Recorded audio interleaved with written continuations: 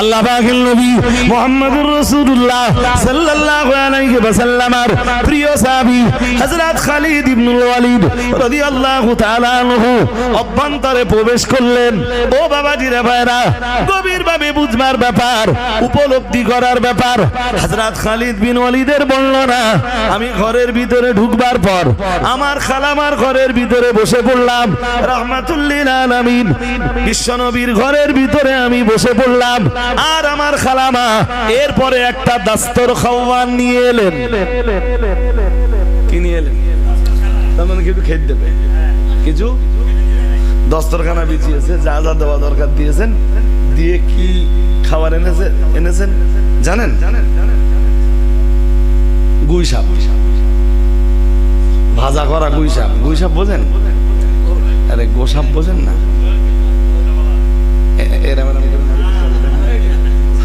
কি বলে ওরে? হ্যাঁ, গোসাপের একটা বৈশিষ্ট্য আছে, অনেকগুলো বৈশিষ্ট্য আছে। যাই হোক, তো রাসূলুল্লাহ বসে আছেন, খালিদ বিন ওয়ালিদও বসে আছেন। রাসূলের সামনে রাখা হলো খাবারের পাত্রটা, খালিদ বিন ওয়ালিদ পাশে আছেন। জি, হযরত মাইমুনার উদ্দেশ্য যে দুজনেই খাবেন। রাসূলুল্লাহ পাত্রটা সরিয়ে খালিদ বিন ওয়ালিদের দিকে দিলেন। গুই সাপ খাওয়ার মশলা আজ আমি বলছি আপনাদের, আমাদের কাছে চলবে না, আমাদের কাছে চলবে না। এন্দাল আহনাফ গুই সাপ খাওয়া যায় নাকি? যায় না, আমাদের কাছে চলে না। খালিদ বিন ওয়ালিদের দিকে রাসূলুল্লাহ ঠেলে দিলেন। যেই ঠেলে দিয়েছেন, খালিদ বিন ওয়ালিদ খুব গভীর মন দিয়ে না শুনলে কথা বুঝবেন না। খালিদ বিন ওয়ালিদ চট করে একটা প্রশ্ন করে ফেললেন, বললেন, আহারামু ইয়া রাসূলুল্লাহ। সুবহানাল্লাহ। বললেন, হে আল্লাহর রাসূল, এটা কি হারাম? কি বললেন? রসুল কি জবাব দিলেন? সব আপন জায়গায় থাক। খালিদ বিন ওয়ালিদ রসুলকে খালু বলে ডাকতেছেন না ইয়া রাসূলুল্লাহ বলে ডাকতেছেন? ইয়া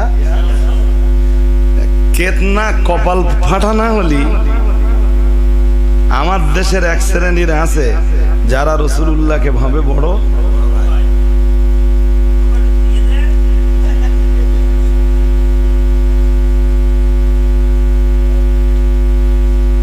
এরা যদি কখনো বড় বড় কথা বলে মানা যাবে? হাদিস শরীফ বিবরণ দিয়েছে প্রিয় নবী মুহাম্মদুর রাসূলুল্লাহ সাল্লাল্লাহু আলাইহি ওয়াসাল্লাম, আমার আল্লাহ পাকের নবী বলেছিলেন, ও আমার সাহাবীরা মনে রাখো, আমি মুহাম্মদুর রাসূলুল্লাহ সাল্লাল্লাহু আলাইহি ওয়াসাল্লাম, আমি আল্লাহ পাকের নবী বলছি, তারাকতু ফীকুম আমরাইনি। দয়ার নবী মুহাম্মদুর রাসূলুল্লাহ সাল্লাল্লাহু আলাইহি ওয়াসাল্লাম বলেছিলেন, আজ আমি রাসূলুল্লাহ হায়াতে জিন্দেগিতে আছি, কোন সমস্যা সম্মুখীন যখন তোমরা হও, আমাকে সরাসরি জিজ্ঞাসা করে নিয়ে তোমরা ওই সমস্যার সমাধান করে নিয়ে থাকো। ও আমার সাহাবীরা, আমি মুহাম্মদুর রাসূলুল্লাহ সাল্লাল্লাহু আলাইহি ওয়াসাল্লাম, যেদিন আমি তোমাদের মাঝে থাকবো না, সেদিন তোমরা কি দিয়ে সমস্যার সমাধান করবে? আল্লাহ পাকের নবী ওই প্রশ্নের জবাব দিতে যে বলেছিলেন, ও আমার সাহাবীরা, সেদিনের জন্য তারাকতু ফীকুম আমরাইনি, আমি মুহাম্মদুর রাসূলুল্লাহ সাল্লাল্লাহু আলাইহি ওয়াসাল্লাম তোমাদের জন্য দুইটা জিনিস রেখে গেলাম। বলেন কয় জিনিস? জোরে বলেন। এক নম্বরে রাসূল বলেছিলেন, ওগুলো বলবার আগে হাদিসের আরেকটু অংশ রয়েছে। রাসূলুল্লাহ বলেছিলেন, লান তাদিল্লু মা তামাসসাকতুম বিহিমা। আমার আল্লাহ পাকের নবী বলেছিলেন, ও সাহাবীরা, এই দুইটা জিনিস যতদিন তোমরা ধরে রাখতে পারবে, তোমাদেরকে কেউ গোমরা বানাতে পারবে না। আর একটু মন খুলে বলেন, বলুন তো কয় জিনিস? এক নম্বরে রাসূল বলেছিলেন কিতাব আল্লাহ, দুই নম্বরে বলেছিলেন সুন্নাত রাসূলিহি।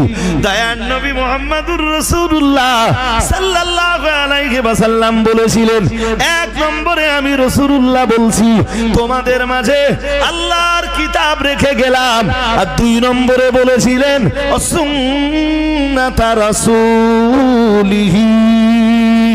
রাসূলুল্লাহ বলেছিলেন এক নম্বরে আল্লাহর কিতাব, আর দুই নম্বরে তার রাসূলের সুন্নাত। একে আল্লাহর কিতাব, দুইয়ে তার রাসূলের সুন্নাত।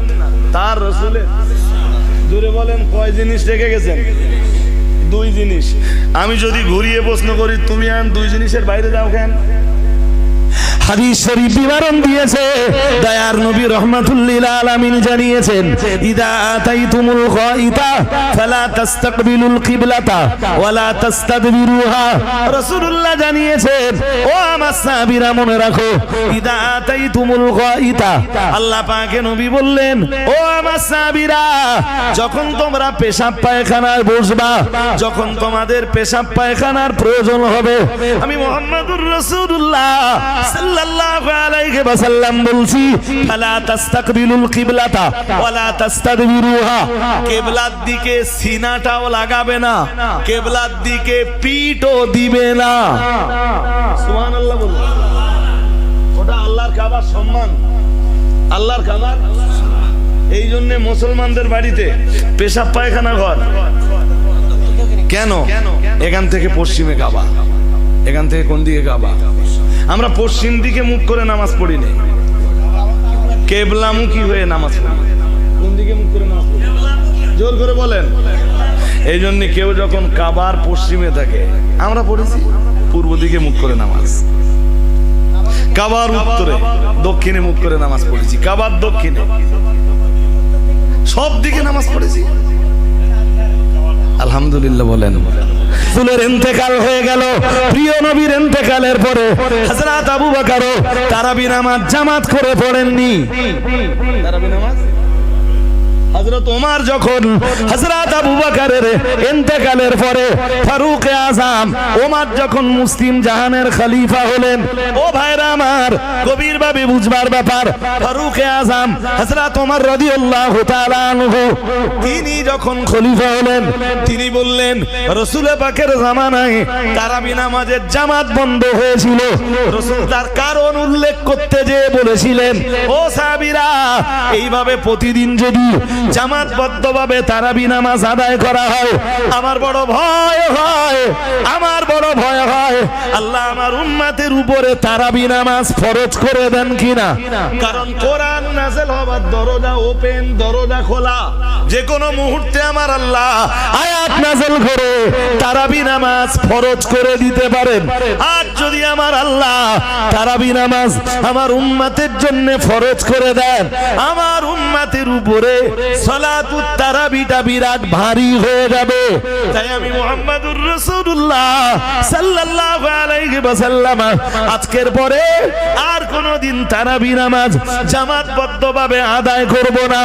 ও বাবাজিরা ভাইরা, ওই যে রাসূল বন্ধ করেছিলেন, হযরত আবু বকরের জামানায় আর জামাতবদ্ধভাবে তারাবি হলো না। হযরত ওমর বললেন, রাহমাতুল লিল আলামিন বিদায় নিয়েছেন, উনি খেলাফতের মাসনাদে বসার পরে বললেন, আল্লাহর হাবিব বিদায় নিয়েছেন, কোরআন নজুলের দরজা বন্ধ হয়েছে, তারাবি নামাজ ফরজ হয়ে যাবার ভয়টাও কেটে গেছে। তারাবি নামাজ ফরজ হবার ভয়, জোরে বলেন, হ্যাঁ কেটে গেছে। হযরত ওমর বললেন, এখন থেকে আবার তারাবি নামাজ জামাতে হবে। উনি তারাবি নামাজ জামাতে শুরু করলেন এবং 20 রাকাত করে শুরু করলেন। আরেকটু মন খুলে বলেন, আমার কথা শুনে, আমার কথা শোনেন। হাক্কানি রব্বানি আলেমদের থেকে কখনো মুখ ফেরাতে, ছোট বলেন, হাক্কানি রব্বানি আলেমদের থেকে মুখ ফিরিয়ে নিলে আপনি কোরআনের মেসেজগুলো আর কিভাবে পাবেন? নবীর যে হাজার হাজার হাদিস রয়েছে, এই হাদিসগুলো আপনি কেমনে পাবেন যদি হাক্কানি রব্বানি আলেমদের থেকে আপনি চেহারা ঘুরিয়ে এটা ঠিক যে কারোর যদি মূর্খ মনে হয়, জাহেল মনে হয়, আপনি তার স্টেজে তুলেন না। বুঝতে পারেননি? আমি এটা বলছি না যে আমাদের দেশের স্টেজের বক্তারা সবাই আলেম, এটা বলছি না। আমি বলছি না, কিছু জাহেল আছে, কিছু জাহেল, এবং শুধু জাহেল না, জাহেলে মোরাক্কাব কিছু আছে। জিন্দেগিতে তাদের সাথে আমরা একমত, মোটেই পড়াশোনা নেই যাবে, তা তারা কি জাহেল ছাড়া কি? পড়াশোনাটা তো করতে হবে।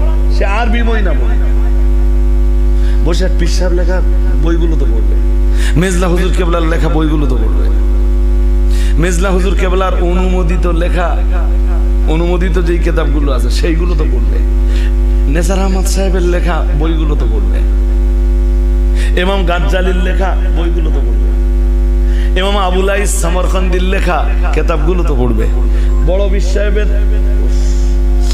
বীর সাহেবের লিখে রেখে যাওয়া বইগুলো তো পড়বে।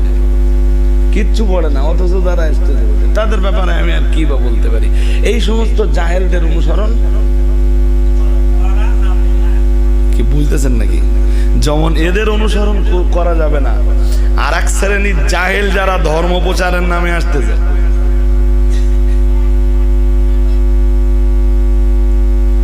বুঝতে পারেননি? যাদের কাছে কোরআন নেই, কি নেই, জোর করে বলে না, কোরআন নেই, যাদের কাছে হাদিস নেই, তাদের অনুসরণ করা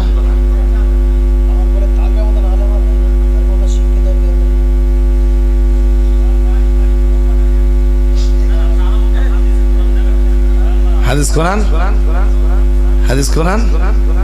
হ্যাঁ, এটা ভালো প্রশ্ন করেছেন। আমি দুই একটা হাদিস দেখাবো, হ্যাঁ না বলে না? হাদিস হলেই আমল করবেন? বলছি হাদিসে থাকলেই কি আমল করবেন?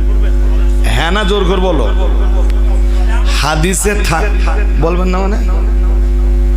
ঠিক আছে, আমি একটা হাদিস বলি, দেখেন আমল করা যায় কি। শুনবেন? দেন একটা হাদিস বলি এবং আপনাদের দেখিয়েও দেই, শুধু না বলে দেখিয়েও দেই, ভালো হবে নি। বুখারী শরীফের 148 148 নম্বর হাদিস। আমি অলরেডি হাদিসটা বার করে ফেলি, আমার মোবাইলে সব কিতাব আছে। হাদিসের কিতাব নেবেন, বুখারী, মুসলিম, আবু দাউদ, নাসাই, ইবনে মাজাহ, তিরমিজি, মেশকাত, আরো অনেক হাদিসের কিতাব আছে।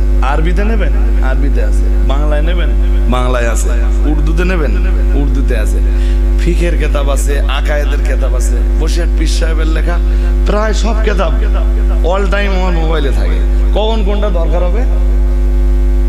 আরে কালকে রাত্রে হঠাৎ বসিরহাট পীর সাহেব কেবলার লেখা একটা কিতাব দরকার, একজনের ফোন করেছে হুগলি থেকে একটা ফতোয়ার জন্য, ফতোয়াটা বেশ জটিল। তাহলে কোথায় খুঁজি ফতোয়াটা? মনে পড়লো বসিরহাট পীর সাহেব কেবলার লেখা একটা কিতাবের নাম, আমি নিশ্চয়ই কিতাবটা পাওয়া যাবে। খুললাম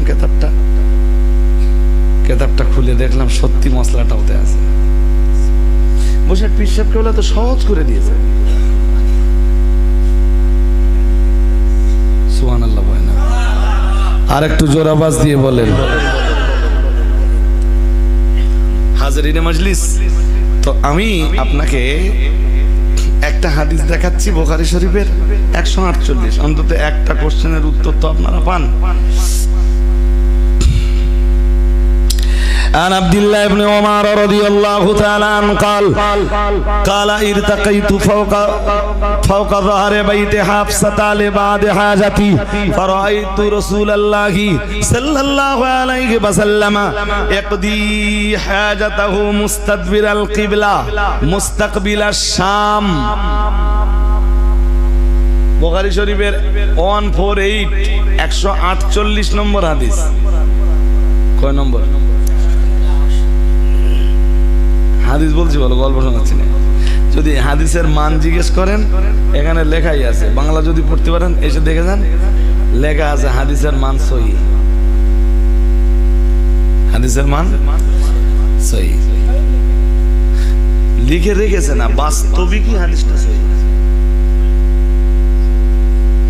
বুঝতে পারেন? বুখারী শরীফের ভিতরে যে জয়ীফ হাদিস নেই গল্পটা এরকম না, থাকতেই পারে, থাকতেই, বাট এই হাদিসটার মান সহি। সহি হাদিস মানে মানতে হবে, হ্যাঁ না কিছু বলে না, মানতে হবে না, মানতে হবে। চলেন হাদিসটা পড়ি।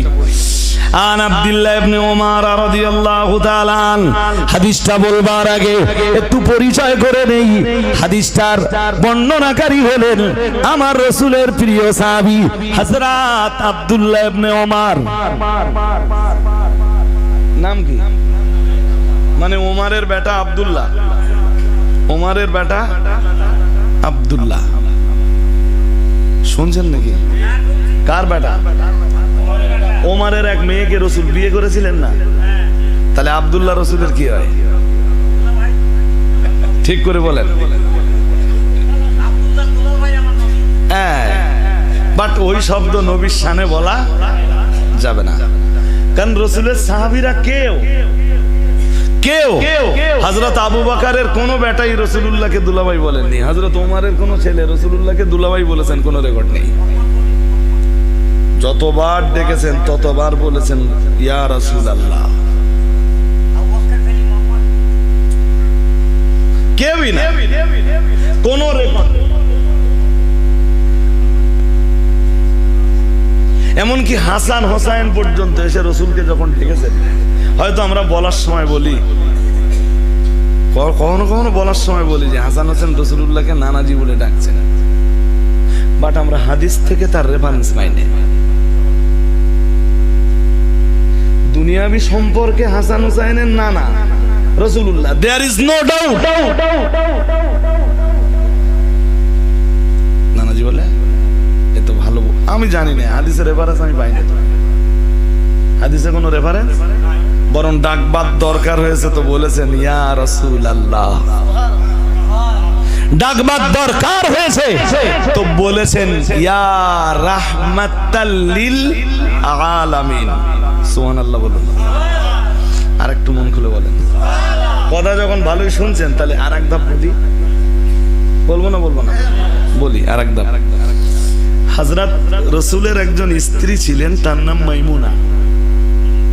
নাম কি? মাইমুনা, মনে থাকবে, খুব ফাইন নাম। আর রাসূলের একজন বিখ্যাত সাহাবী ছিলেন, তার নাম খালিদ বিন ওয়ালিদ। নাম শুনেছেন? হ্যাঁ, যাকে বলা হয় খালিদ সাইফুল্লাহ। খালিদ সাইফুল্লাহ, খালিদ বিন ওয়ালিদ আল্লাহর তলোয়ার। সুবহানাল্লাহ। বিষয়টা ভালো করে মাথায় নেন। রাসূলের স্ত্রী মাইমুনা আর খালিদ বিন ওয়ালিদের মা, দুজন বনে বনে, দুজন চলে বলুন বনু বনি। আচ্ছা, এবার একটু ঘুরিয়ে বলেন দিন, রাসূলুল্লাহ খালিদের কি হয়? এই ছোট্ট বলা যাবে না, দুনিয়াবি সম্পর্কের কি হয় সেটা জিজ্ঞেস করছে। আগে দুনিয়ার একটা সম্পর্ক আছে না নেই? কি হয় সম্পর্কে? খালুজি কি হয়? খালিদ বিন ওয়ালিদ তামাম জিন্দেগিতে রাসূলুল্লাহকে খালু বলে ডাকে দিলেন, কোন রেকর্ড নেই। বরং হাদিস কি বলছে জানেন? আমি একদম হাদিসের রেফারেন্স দিয়ে বলতে পারবো আপনাকে। হযরত খালিদ বিন ওয়ালিদ বলছেন, একদিন রাসূলের সঙ্গে আমি আমার খালামার বাড়িতে গেলাম। খালামার ঘরে ছেলেদের ঢোকার অধিকার আছে না? হ্যাঁ না কিছু বলেন? নেই, একদম ভিতরে চলে যাবে। আরে যাওয়া যাবে না। আমি যখন আমার খালামার বাড়ি যাবো, আমার খালামার সাথে কথা বলতে পারবো না? হ্যাঁ, খালামার সাথে বিয়ে কি হারাম।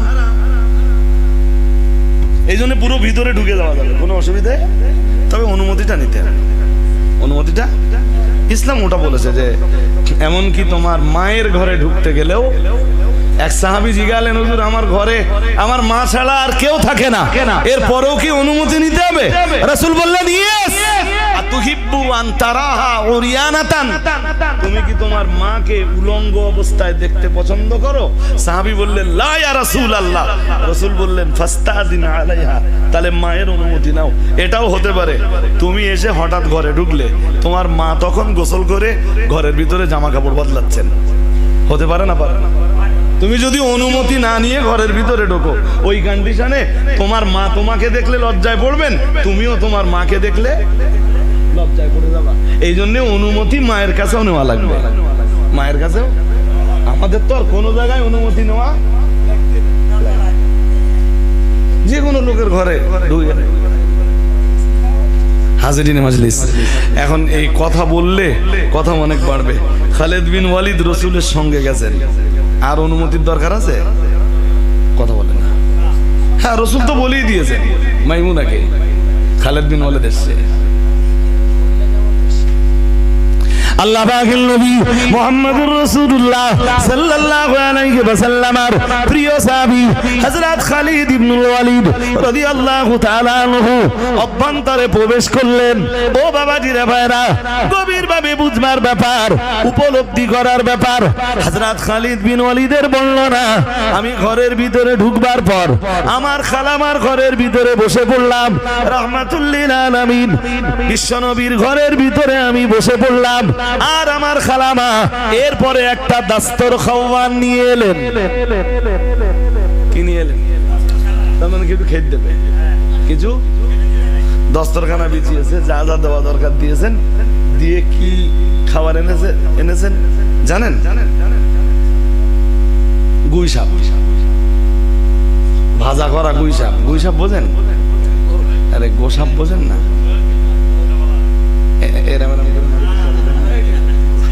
কি বলে ওরে? হ্যাঁ, গোসাপের একটা বৈশিষ্ট্য আছে, অনেকগুলো বৈশিষ্ট্য আছে। যাই হোক, তো রাসূলুল্লাহ বসে আছেন, খালিদ বিন ওয়ালিদও বসে আছেন। রাসূলের সামনে রাখা হলো খাবারের পাত্রটা, খালিদ বিন ওয়ালিদ পাশে আছেন। জি, হযরত মাইমুনার উদ্দেশ্য যে দুজনেই খাবেন। রাসূলুল্লাহ পাত্রটা সরিয়ে খালিদ বিন ওয়ালিদের দিকে দিলেন। গুই সাপ খাওয়ার মশলা আজ আমি বলছি রে আপনাদের, আমাদের কাছে চলবে না, আমাদের কাছে চলবে না। এন্দাল আহনাফ গুই সাপ খাওয়া যায় নাকি? যায় না, আমাদের কাছে চলে না। খালিদ বিন ওয়ালিদের দিকে রাসূলুল্লাহ ঠেলে দিলেন।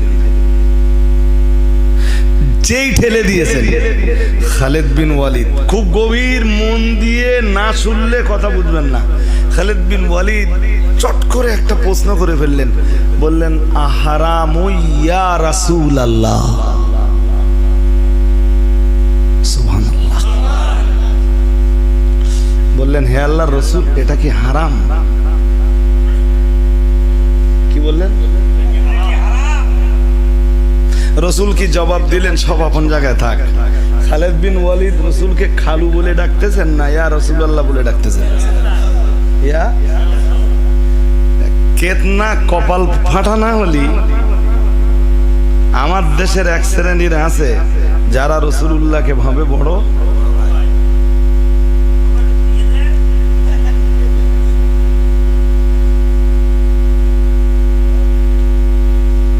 এরা যদি কখনো বড় বড় কথা বলে মানা যাবে?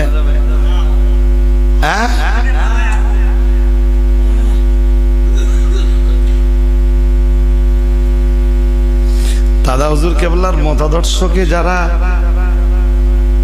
মন্দ ভাবতে পারে, হ্যাঁ এটা ঠিক। কেউ যদি বলে আমারে যদি জিজ্ঞেস করে যে হুজুর দাদা হুজুর কেবলার সিলসিলা ছাড়া কি জান্নাতে যাওয়ার রাস্তা আর নেই?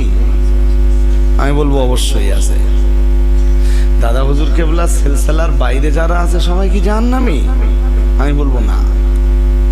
কি বলবো? আমাকে কথা বলতে গেলে নিরপেক্ষ দৃষ্টিভঙ্গি নিয়ে কথা বলতে হবে। কিন্তু বাঙালি জাতির জন্য দাদা পীর কেবলা জান্নাতে যাওয়ার সহজ রাস্তাটা দেখিয়ে গেছেন।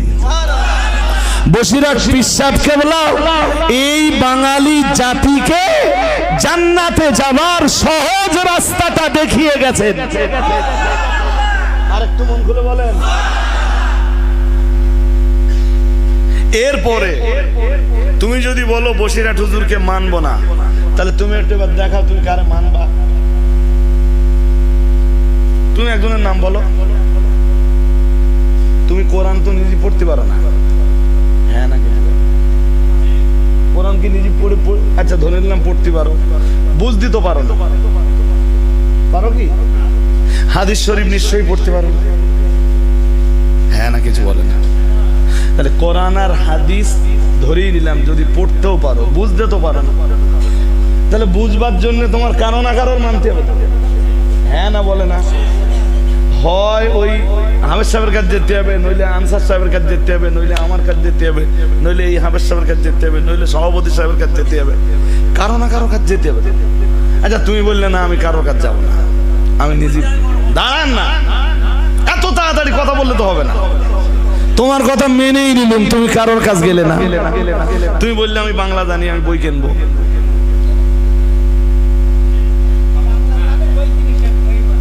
আমি বাংলা জানি, বই কিনে এক্সিলেন্ট, ঠিকই বলেছেন, ফাইন অ্যান্সার করেছেন। আচ্ছা কোরআন বাংলায় নাযিল হয়েছে না আরবিতে? আরবিতে। ওইটার বাংলা কেউ না কেউ করেছে, হ্যাঁ না বলে না? তুমি তো আরবি বোঝো না, তুমি আরবি বোঝো না, তাহলে কেউ না কেউ বাংলা করেছেন, সেই বাংলাটা পড়ে তুমি ধর্ম করবা। খানিকক্ষণের জন্য আমি তোমার সাথে একমত, আমি দ্বিমত করতে যাচ্ছি না। আচ্ছা এবার বলো, বাংলায় তিনি যদি ভুল করে থাকেন সেটাও তোমার কাছে ঠিক, আর যেগুলো ঠিক করেছে সেটাও তোমার। এই অনুসরণটা অন্ধের মতো হলো না চোখলার মতো হলো? তাহলে কোরআনের একটা আয়াত বুঝবার জন্য তুমি যদি যে কোনো ব্যক্তিকে অন্ধের মতো অনুসরণ করতে পারো, আমি কেন অন্ধের মতো বসিরহাট পিসাব কেবলার মতো বিদগ্ধ ব্যক্তিকে, ফুরফুরা শরীফের মুজাদ্দিদুজ্জামানের মতো বিদগ্ধ ব্যক্তিকে, এদেশের শ্রেষ্ঠ আলেমকে অনুসরণ করতে পারবো না? তোমার প্রশ্নের উত্তর যা, আমার প্রশ্নের উত্তরও তাই। আর যদি বলো না তাও হুজুর অন্য লোক অনুবাদ করে আমি পড়বো না, তাহলে তুমি বলো ধর্ম কি দিয়ে করবা? ফাজাইলে আমলটাও তো কেউ না কেউ লিখেছে। আমার কথা বুঝতে পারেননি, সে ফাজাইলে আমল হোক অন্য কোনো কিতাব হোক, সেও তো কেউ না কেউ লিখেছে। আমি যদি ঘুরিয়ে প্রশ্ন করি যে ফাজাইলে আমল বা ফাজাইলে আমল জাতীয় যত কিতাব আছে, তুমি কোরআন হাদিস বাদ দিয়ে এইটাতে ধর্ম করবা কেন? রাসূল তো বলে গিয়েছিলেন, কি বলে গিয়েছিলেন? হাদিস শরীফ বিবরণ দিয়েছে প্রিয় নবী মুহাম্মদুর রাসূলুল্লাহ সাল্লাল্লাহু আলাইহি ওয়াসাল্লাম, আমার আল্লাহ পাকের নবী বলেছিলেন, ও আমার সাহাবীরা মনে রাখো, আমি মুহাম্মদুর রাসূলুল্লাহ সাল্লাল্লাহু আলাইহি ওয়াসাল্লাম, আমি আল্লাহ পাকের নবী বলছি, তারাকতু ফীকুম আমরাইনি। দয়ার নবী মুহাম্মদুর রাসূলুল্লাহ সাল্লাল্লাহু আলাইহি ওয়াসাল্লাম বলেছিলেন, আজ আমি রাসূলুল্লাহ হায়াতে জিন্দেগিতে আছি, কোন সমস্যা সম্মুখীন যখন তোমরা হও, আমাকে সরাসরি জিজ্ঞাসা করে নিয়ে তোমরা ওই সমস্যার সমাধান করে নিয়ে থাকো। ও আমার সাহাবীরা, আমি মুহাম্মদুর রাসূলুল্লাহ সাল্লাল্লাহু আলাইহি ওয়াসাল্লাম, যেদিন আমি তোমাদের মাঝে থাকবো না, সেদিন তোমরা কি দিয়ে সমস্যার সমাধান করবে?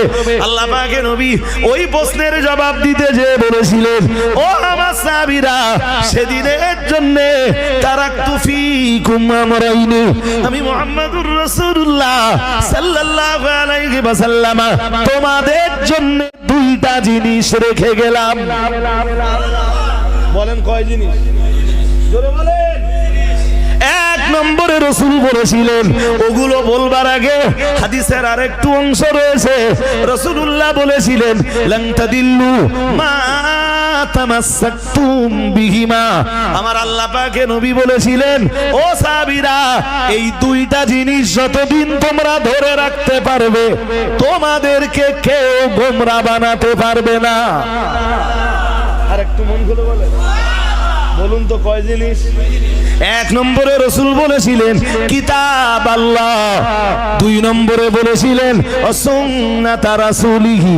দয়ার নবী মুহাম্মদুর রাসূলুল্লাহ সাল্লাল্লাহু আলাইহি ওয়াসাল্লাম বলেছিলেন, এক নম্বরে আমি রাসূলুল্লাহ বলছি তোমাদের মাঝে আল্লাহর কিতাব রেখে গেলাম। আর 2 নম্বরে বলেছিলেন সুন্নাতা রাসূলিহি। রাসূলুল্লাহ বলেছিলেন 1 নম্বরে আল্লাহর কিতাব, আর 2 নম্বরে তার রাসূলের সুন্নাত। একে আল্লাহর কিতাব, 2 তার রাসূলের সুন্নাত। তার রাসূলের জোরে বলেন কয় জিনিস রেখে গেছেন? 2 জিনিস। আমি যদি ঘুরিয়ে প্রশ্ন করি তুমি আন 2 জিনিসের বাইরে যাও কেন? ধর্ম করবা কোরআন দিয়ে করো, ধর্ম করবা সুন্নাত দিয়ে করো।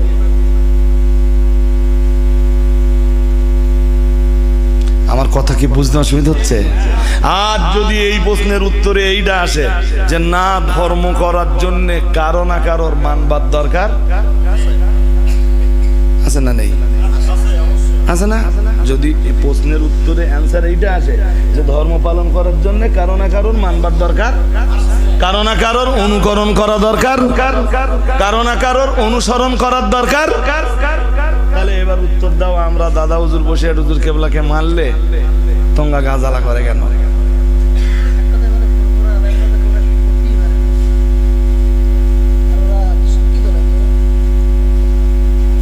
তা তারগা হুজুরকে একদিন ডাকবো, আর আমরা একদিন আসি। এটা সহজ উত্তর নাকি? আরে হ্যাঁ না কিছু বলে না। হ্যাঁ, ফাঁকা মাঠে একদিন হোক। মনে হচ্ছে যে আমাদের আশা লাগবে না, আমাদের আশা আমরা যেখানে সেখানে গেলে আমাদের মান সম্মানও।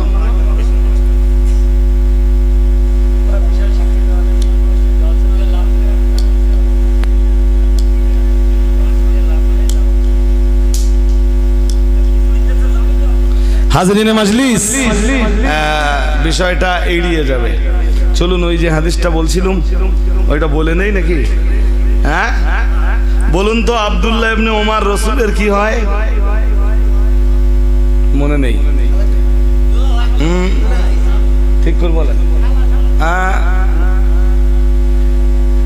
ওমরের বেটা আব্দুল্লাহ, আব্দুল্লাহর বাবার নাম ওমর, আব্দুল্লাহর বাবার নাম ওমর। আর রসুলের এক মেয়ে, রসুলের একজন স্ত্রী ছিলেন, তার নাম হযরত হাফসা। নাম কি? হাফসার বাবার নাম ওমর। আব্দুল্লাহর বাবার নাম ওমর, হাফসার বাবার নাম। হাফসার সাথে রসুলের বিয়ে হচ্ছে। দুনিয়াবি সম্পর্ক শ্বশুর হয়। আব্দুল্লাহর সাথে রসুলের সম্পর্ক কি? দুনিয়াবি সম্পর্ক হলো। আমি আমি আস্তাগফিরুল্লাহ পড়ে নিয়ে বলছি আস্তাগফিরুল্লাহ রাব্বি মিন কুল্লি যামবি ওয়া আতুবু ইলাইহি। দুনিয়াবি সম্পর্কটা শালাবাবু আর দুলাভাই, শালাবাবু আর দুলাভাই দুজনের মাঝখানে সম্পর্ক, বেশ দুনিয়াবি সম্পর্ক। তা শালাবাবু মাঝে মাঝে দুলাভার বাড়ি যাবে না? হ্যাঁ না বলেন? আরে আপনারা বোন বিয়ে টিয়ে দেননি, মাঝে মাঝে বোনের বাড়ি যান না? বোনেরা আপনাদের বাড়ি আসে না? একজন রাস্তা বন্ধ করতে তো সে জমি জায়গা সব নিজে নামে লিখে নেবে, এরকম কিছু আছে না? আরে হ্যাঁ না বলবা তো। আরে এই কাতারে কত মৌলানা পর্যন্ত পড়ে যাচ্ছে, মৌলানা পর্যন্ত হ্যাঁ চিটিং করে জমি জায়গা লিখে নিচ্ছে। মৌলানা পর্যন্ত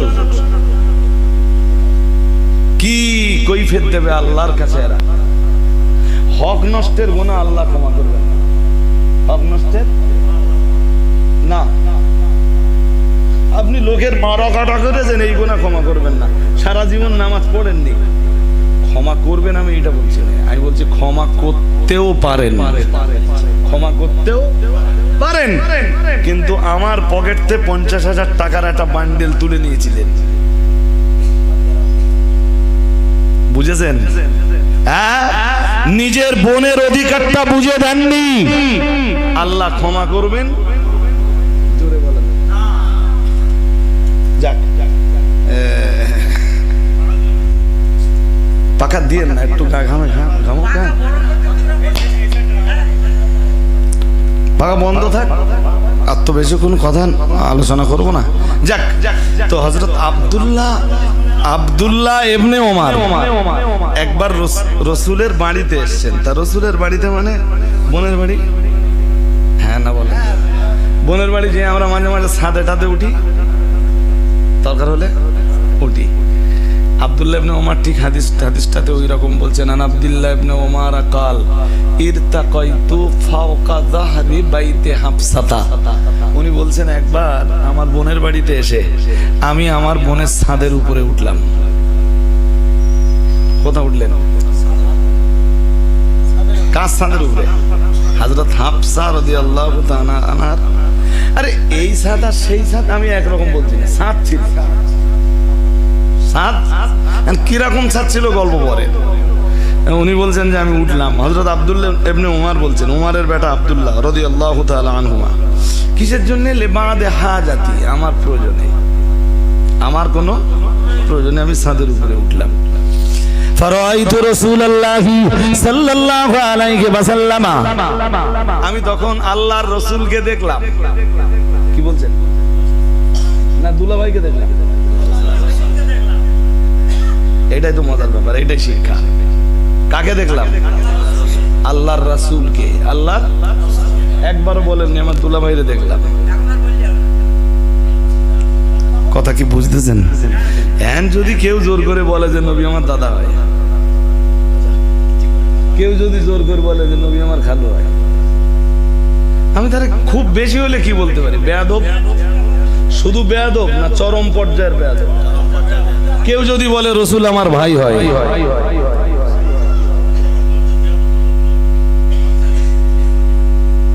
নবীর শানের বেয়াদবি আল্লাহ ক্ষমা করে না। নবীর শানের বেয়াদবি আল্লাহ ক্ষমা করে না। টেক লাগাও কোথায়? হযরত আব্দুল্লাহ ইবনে ওমর বলেন, আমি আমার বোনের বাড়ির ছাদের উপরে চড়লাম, আর ছাদের উপরে দাঁড়িয়ে আমি দেখতে পেলাম ফারাইতু রাসূলুল্লাহি সাল্লাল্লাহু আলাইহি ওয়াসাল্লাম, আমি ছাদের উপর দাঁড়িয়ে দেখতে পেলাম আমার রাসূলকে, আল্লাহর রাসূলকে আমি দেখতে পেলাম ইয়াকদি হাজাতাহু, মুহাম্মাদুর রাসূলুল্লাহ সাল্লাল্লাহু আলাইহি ওয়াসাল্লাম তার নিজের প্রয়োজন মেটাচ্ছেন। কি মেটাচ্ছেন? নিজের প্রয়োজন মেটাচ্ছেন।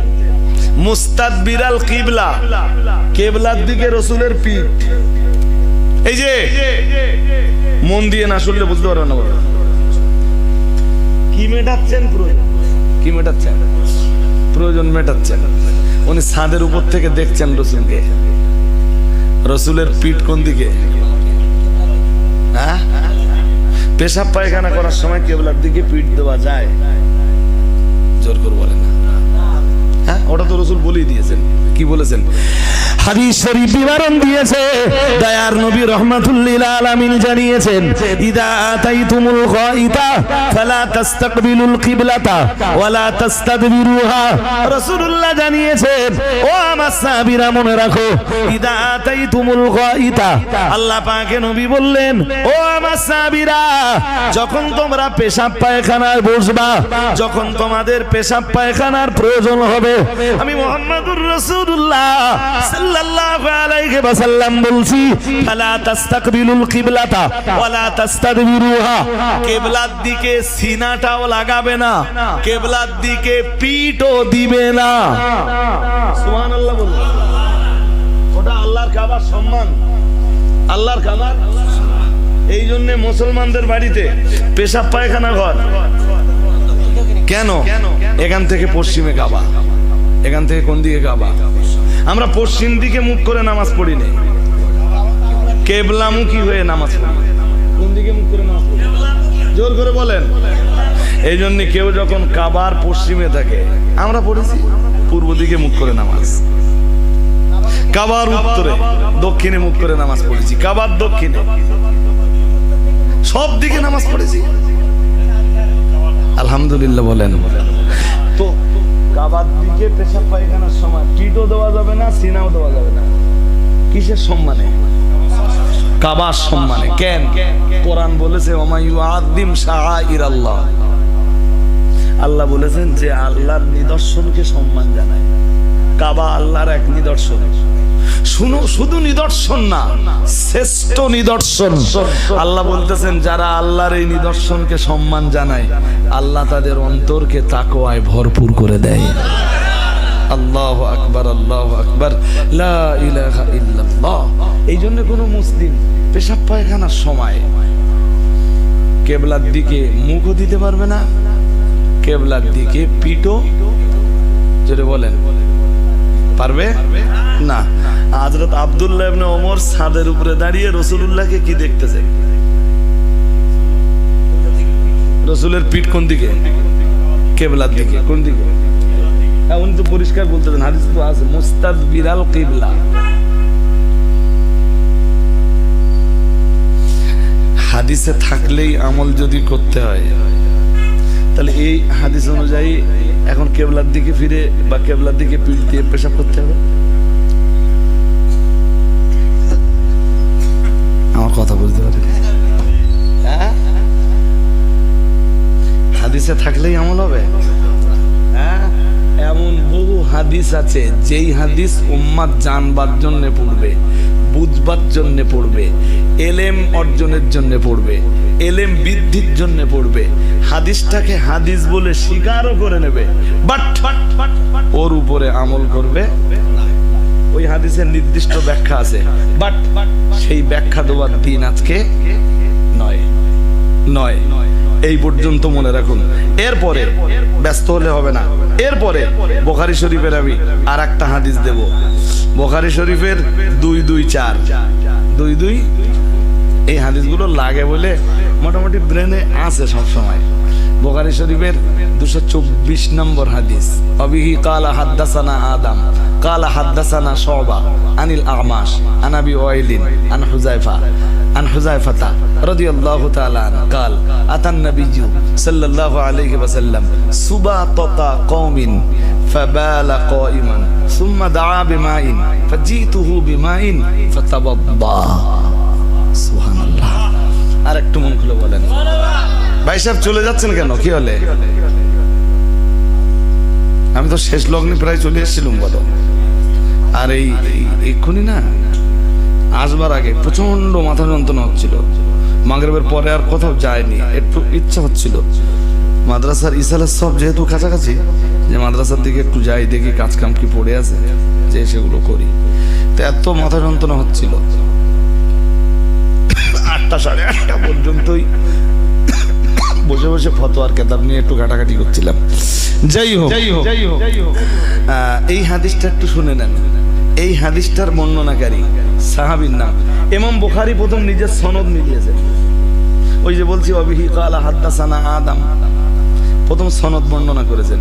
সনদ বর্ণনার পর ইমাম বুখারী এবার লিখছেন কাল আতান নবী সাল্লাল্লাহু আলাইহি ওয়াসাল্লাম। হযরত হুযায়ফা থেকে উনি হাদিস আনছেন, এনে বলছেন হযরত হুযায়ফা বলেছেন আতান নবী সাল্লাল্লাহু আলাইহি ওয়াসাল্লাম। হুযায়ফা রাসূলের বিখ্যাত সাহাবী, আল্লাহ পাকের নবী সাহাবী হযরত হুযায়ফার বর্ণনা তিনি বলেন আতান নবী সাল্লাল্লাহু আলাইহি ওয়াসাল্লাম সুবাতাতা কওমিন রাহমাতুল লিল আলামিন মুহাম্মাদুর রাসূলুল্লাহ সাল্লাল্লাহু আলাইহি ওয়াসাল্লাম কোন এক সম্প্রদায়ের আবর্জনা পূর্ণ স্থলে এলেন। কোন এক গোষ্ঠী, কোন এক শ্রেণী, কোন এক জাতির একটা আবর্জনা পূর্ণ স্থলে রাসূলুল্লাহ এলেন, পৌঁছালেন। এসে হযরত হুযায়ফা বলতেছেন ফাবালা কাইমান, রাসূল সেখানে দাঁড়িয়ে পেশাব করলেন। কি করলেন? বেয়াদবি হয়ে যাচ্ছে না? কার শানে কি বলছি?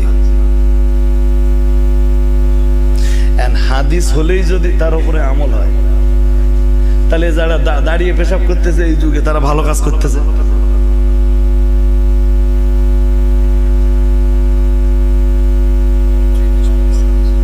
খুব পণ্ডিত হয়ে গেছো, বহুত সমঝদার হয়ে গেছো।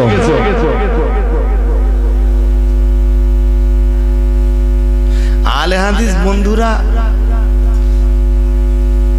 তারা মাঝে মাঝে বলে যে আমরা আমল সহি হাদিসের উপরে, মাঝে মাঝে না, সবসময় বলে। কিসের উপর আমল করি? হ্যাঁ, এটা তাদের জন্য এক চ্যালেঞ্জিং হাদিস, সহি হাদিস। এখানেও লেখা আছে হাদিসের মান সহি। হাদিসের ভিতরে যত রাবিরা আছে সব রাবি সেটা নির্ভরযোগ্য।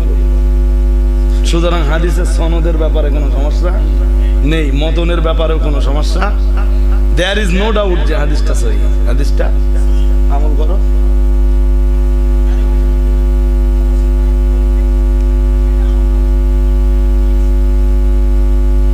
অবস্থার পরিপ্রেক্ষিতে করেছেন সেটা তো বলবোই, পাশাপাশি এটাও বলবো আজও উম্মাতে মুহাম্মাদির জন্য, উম্মাতে মুহাম্মাদির অসুস্থ উম্মাত যারা, তাদের জন্য আজও রসুলের রেখে যাওয়া ওই হাদিস প্রয়োজন আছে, আছে না নেই? তাহলে ওই ব্যাখ্যাটা তো কারো না কারোর কাছ থেকে নিতে হবে। হ্যাঁ না কিছু বলে না? হ্যাঁ, হাদিসের এই যে দুই হাদিস বললাম, এই দুই হাদিসের উপযুক্ত ব্যাখ্যা তো কোন না কোন মুহাদ্দিসের কাছে নিতেই হবে। তুমি পীর মানবা না, হুজুর মানবা না, আলেম মানবা না, মাশায়েখ মানবা না, কারোর মানবা না, ব্যাখ্যাটা কোথায় পাবা? আমার কথা বুঝতে পারেননি? কি অসুবিধা হচ্ছে নাকি? তুমি তাহলে ব্যাখ্যাটা কোথায় পাবা বলো? ব্যাখ্যা নিতে শেষ পর্যন্ত তোমার কারো না কারোর কাছে ছুটতেই হবে, ঠিক না বেটি? হ্যাঁ, তো আমরা সেই ব্যাখ্যাগুলো নেওয়ার জন্য একদম, হ্যাঁ, তারা যদি আমির মানতে পারে, আমরা আমাদের আমির হিসাবে মানি বসিরহাটের বড় মৌলানা আল্লামা হিন্দ রুহুল আমিন রহমাতুল্লাহ আলাইহিকে। এতে তাদের আপত্তি থাকার আর কোনো জায়গা আছে? আরে জোর করে বলে, আপত্তি থাকার জায়গা আছে?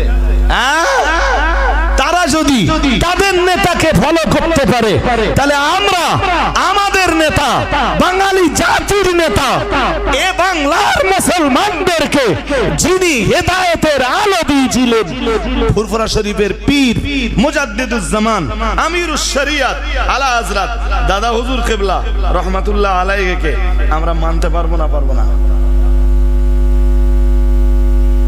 হ্যালো, কে বলছে? পরে ফোন করেন, আমি স্টেজে এখন নামিনি। আমার কথা কি বুঝতে অসুবিধা হচ্ছে আপনাদের? হ্যাঁ না, আমার ক্যামে একটু অ্যালার্জি আছে। ক্যামে না, কেন অ্যালার্জি আছে? তাহলে ক্যাম রসুলের যুগে ছিল না, ক্যাম ধরেই নিলাম, তাই ধরেই নিলাম, তাই রসুলের যুগে যেটা ছিল না তার নাম যদি বেদাত হয়, আমি আজকে এখানে দীপ্ত কণ্ঠে ঘোষণা করছি, রসুলের যুগে ইলিয়াসি তবলিগ ছিল না।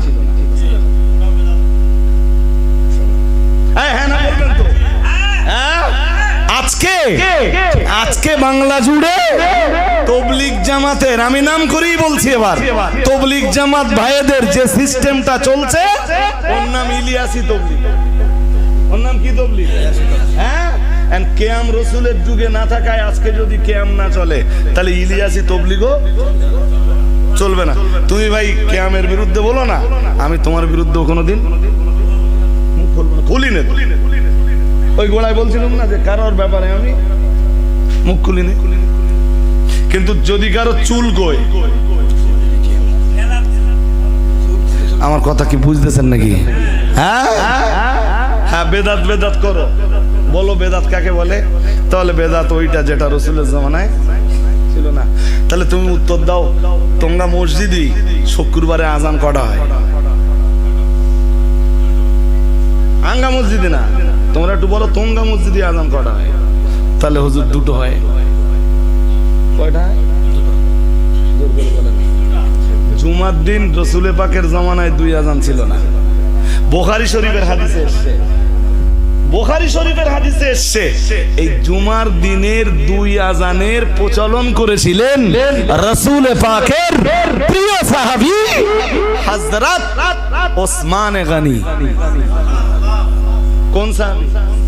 মুসলমানদের সংখ্যা যখন বেড়ে গেল, উনি বাইরে আর একটা আজানের ব্যবস্থা করলেন, বললেন দুই আজান, প্রথম একটা আজান হবে, খুতবার আগে আর একটা আজান হবে।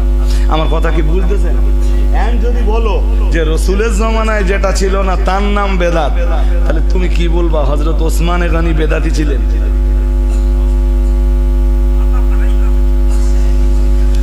কি ভাই সাহেব, আমার কথা বুঝতে অসুবিধা হচ্ছে নাকি?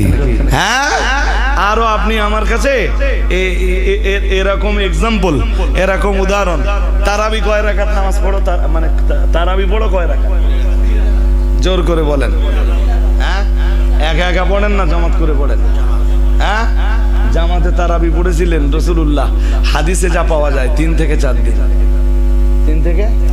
এরপরে রসুল জামাত বন্ধ করে দিলেন। তামাম জিন্দেগি রাসূলুল্লাহ জামাতবদ্ধভাবে তারাবি পড়েননি। রসুলের ইন্তেকাল হয়ে গেল, প্রিয় নবীর ইন্তেকালের পরে হযরত আবু বকরও তারাবি নামাজ জামাত করে পড়েননি। তারাবি নামাজ হযরত ওমর যখন হযরত আবু বকরের ইন্তেকালের পরে ফারুক আযম ওমর যখন মুসলিম জাহানের খলিফা হলেন, ও ভাইরা আমার গভীরভাবে বুঝবার ব্যাপার, ফারুক আযম হযরত ওমর রাদিয়াল্লাহু তাআলা আনহু তিনি যখন খলিফা হলেন, তিনি বললেন রাসূল পাকের জামানায় তারাবি নামাজের জামাত বন্ধ হয়েছিল। রাসূল তার কারণ উল্লেখ করতে যেয়ে বলেছিলেন, ও সাহাবীরা, এইভাবে প্রতিদিন যদি জামাতবদ্ধভাবে তারাবি নামাজ আদায় করা হয়, আমার বড় ভয় হয়, আমার বড় ভয় হয় আল্লাহ আমার উম্মতের উপরে তারাবি নামাজ ফরজ করে দেন কিনা। কারণ কোরআন নাযিল হবার দরজা ওপেন, দরজা খোলা, যে কোনো মুহূর্তে আমার আল্লাহ আয়াত নাযিল করে তারাবি নামাজ ফরজ করে দিতে পারেন। আর যদি আমার আল্লাহ তারাবি নামাজ আমার উম্মতের জন্য ফরজ করে দেন, আমার উম্মতের উপরে সালাতুত তারাবিটা বিরাট ভারী হয়ে যাবে। তাই আমি মুহাম্মাদুর রাসূলুল্লাহ সাল্লাল্লাহু আলাইহি ওয়াসাল্লাম আজকের পরে আর কোনদিন তারাবি নামাজ জামাতবদ্ধভাবে আদায় করব না। ও বাবাজিরা ভাইরা, ওই যে রাসূল বন্ধ করেছিলেন, হযরত আবু বকরের জামানায় আর জামাতবদ্ধভাবে তারাবি হলো না। হযরত ওমর বললেন, রাহমাতুল লিল আলামিন বিদায় নিয়েছেন, উনি খেলাফতের মসনদে বসার পরে বললেন, আল্লাহর হাবিব বিদায় নিয়েছেন, কোরআন নজুলের দরজা বন্ধ হয়েছে, তারাবি নামাজ ফরজ হয়ে যাবার ভয়টাও কেটে গেছে। তারাবি নামাজ ফরজ হবার ভয়, জোরে বলেন, হ্যাঁ, কেটে গেছে। হযরত ওমর বললেন, এখন থেকে আবার তারাবি নামাজ জামাতে হবে। উনি তারাবি নামাজ জামাতে শুরু করলেন এবং 20 রাকাত করে শুরু করলেন। আরেকটু মন করে বলেন, এরে কি বলে জানেন? এরে বলে নেয়ামাতিল বিদা, নেয়ামাতিল বিদা, এরে বলে ভালো বেদাত। কি বলে? বেদাত, কিন্তু বেদাত কিন্তু ভালো। আমার কথা বুঝতেছেন না? বেদাত কিন্তু কি বুঝতে অসুবিধা হচ্ছে নাকি? হযরত ওমর নিজেই বলেছিলেন এটা বেদাত, তবে ভালো। আমার কথা বোঝা যায়? তুমি না বুঝে সব বেদাতকে জি দলালাত বলে দিলে।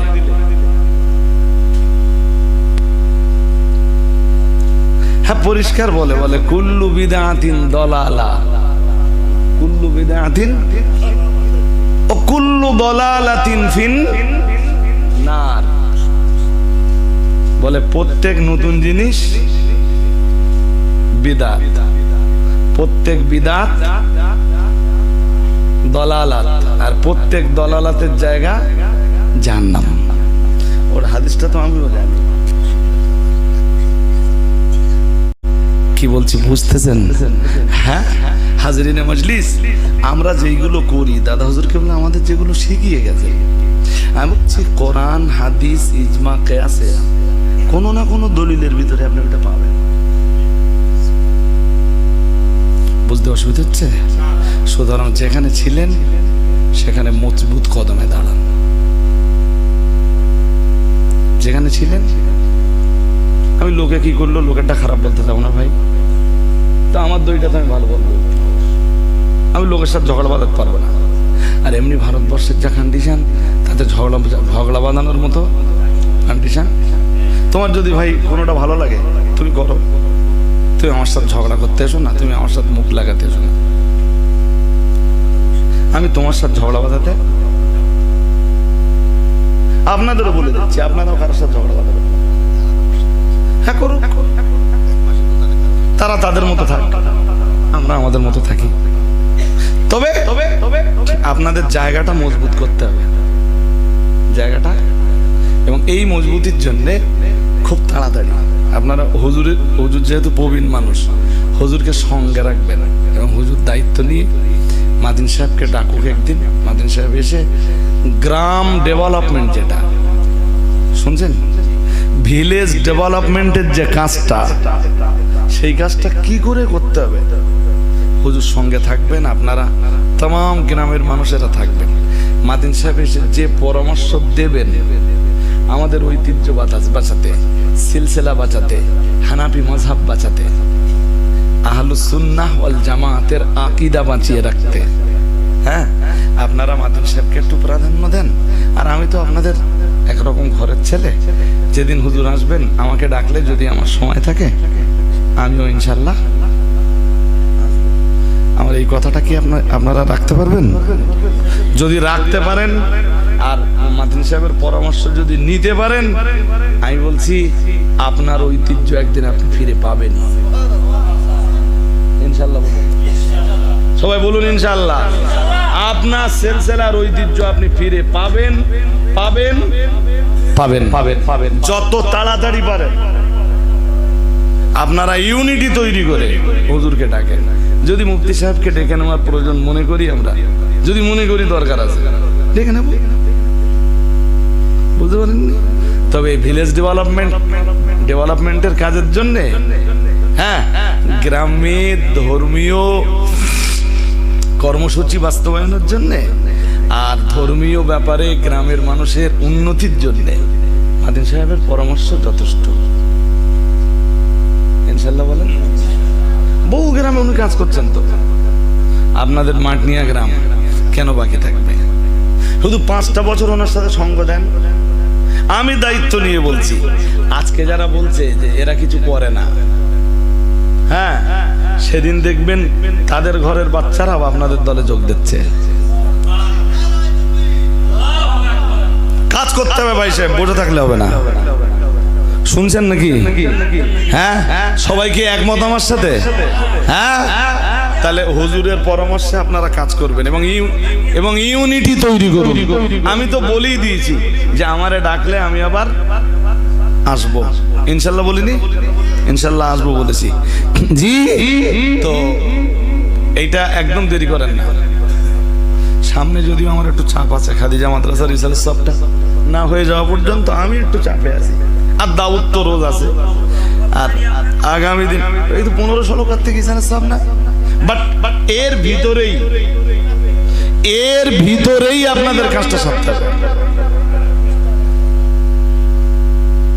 সব মসজিদের ইমামরা নেতৃত্ব দেবে, আমি খোলা কথা বলে যাচ্ছি, এবং সব মহল্লার লোকেরা হাজির হবে। এমন ভাবে আপনাদের ক্যানভাসটা করতে হবে যাতে সব মহল্লার লোকেরা এক জায়গায় এসে হাজির হয়। চেষ্টা করুন। আর হুজুরকে আমি অনুরোধ করে যাব যে দায়িত্বটা হুজুর আপনাকে একটু নিতে হবে। এই বুড়ো হাড়ে বেয়াদবি নেবেন না যেন, আমারে ক্ষমা করবেন, এই বুড়ো হাড়ে আপনি একটু শেষ দায়িত্বটা নেন, ইনশাল্লাহ হয়ে যাবে। আর হুজুর ডাকলে মাদিন সাহেব আসবেন। মাদিন সাহেব মুফতি সাহেব তো হুজুরের খুবই স্নেহভাজন, খুবই বয়সে হুজুর অনেক বড়। আমি তো হুজুরের ছেলের বয়সেও না, তাই না? যাই হোক, তো ওনাকে সামনে রেখে আপনারা কাজটা করুন। আমি বলছি দেখবেন এই গ্রামের ঐতিহ্য ফিরে আসবে। এই এলাকার ভিতরে এই গ্রাম হবে সেদিন আপনাদের জন্য মডেল। শুধু আপনাদের জন্য না, প্রতিবেশী গ্রামগুলোর জন্য হবে এই মাটনিয়া গ্রাম একটা মডেল। আল্লাহ মঞ্জুর করুন, বলুন আমিন। আর প্রতি বছর যারা যা ফতোয়া দেয়, দেখ ভাই, ওয়াজ আল্লাহ রাসূলকে করতে বলেছেন। কে কাকে করতে বলেছেন? কি দিয়ে করতে বলেছেন? সুতরাং আমরা কোরআন দিয়ে নসিহত করতে আসি। এখানে যদি কেউ বলে যে না এসব ওয়াজ মাহফিল আর দেওয়া যাবে না, সে পোকার অন্তরে কিসের বিরোধিতা করলো? কোরআনের বিরোধিতা করলো। এই কারণে এই মজলিসটা আপনারা বহাল রাখবেন। বছরে একটা মজলিস, তামাম গ্রামের মানুষ মিলে এই একটা করে মজলিস কায়েম করবেন, হাক্কানি রব্বানি আলেমদের বলবেন 12টা 12:30 পর্যন্ত মজলিস হবে। সামনের বছর কি এই মজলিস আর করবেন?